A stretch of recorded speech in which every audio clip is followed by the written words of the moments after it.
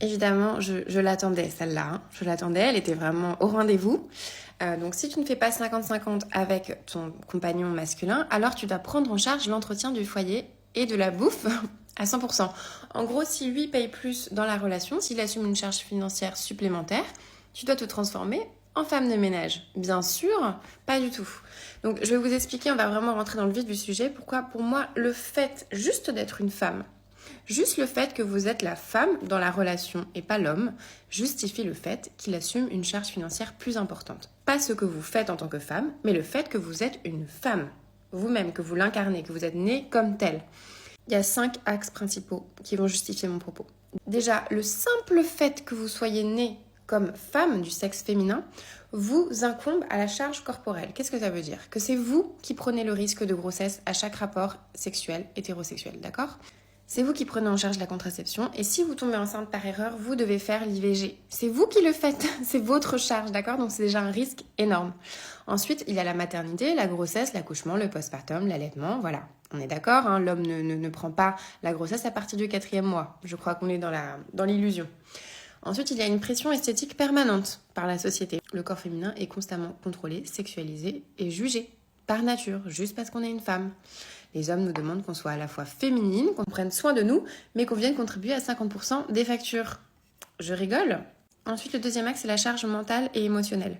Les femmes assurent, dans la majorité des cas, la logistique invisible du quotidien, le planning, les anniversaires, les repas, les vêtements des enfants, les vacances. Elles portent aussi la charge émotionnelle du couple, c'est-à-dire que c'est souvent elles qui vont faire le premier pas pour écouter, pour rassurer, pour faire le lien, pour prendre soin du climat affectif.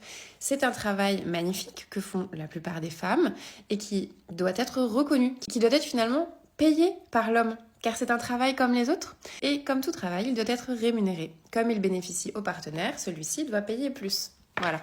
Ensuite, il y a les inégalités économiques et salariales qui sont liées juste au fait d'être une femme, de naître comme femme dans la société. En moyenne, les femmes gagnent 15 à 25% de moins que les hommes à poste équivalent, selon une étude de l'INSEE de 2023, qui s'appelle les écarts de salaire entre les femmes et les hommes.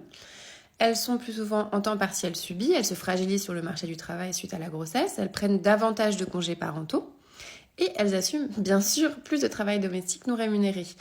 Encore une fois, une étude de l'INSEE de 2021 qui s'appelle Enquête emploi du temps montre qu'en 2020, 3h26 par jour sont accordées au travail domestique par les femmes contre 2 heures pour les hommes. Ce travail doit être rémunéré par votre partenaire.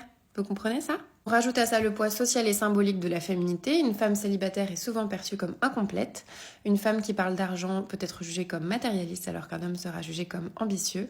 Et la société exige des femmes qu'elles soient belles, douces, jeunes, brillantes, patientes en permanence. Pas les hommes. Enfin, le patriarcat comme structure. Les femmes naissent dans un système patriarcal. Elles sont conditionnées dès l'enfance à plaire, à servir, à s'effacer, à attendre. Et ce système est encore actif dans tous les domaines. Et bien sûr, les hommes, même bienveillants, d'accord? Je ne suis pas là pour leur jeter la pierre, mais en tirent des avantages inconscients, mais c'est très difficile pour eux de s'en rendre compte, vous comprenez? Donc, en conclusion, on n'est clairement pas sur une égalité à 50-50, d'accord? Ce n'est pas symétrique. L'égalité réelle, ce n'est pas moitié-moitié. Les femmes vivent des inégalités qui sont incarnées, biologiques, émotionnelles, symboliques, économiques. Et la justice, c'est que l'homme compense là où il peut, souvent sur le plan matériel et financier. Finalement, en reconnaissance de ce que la femme porte ailleurs.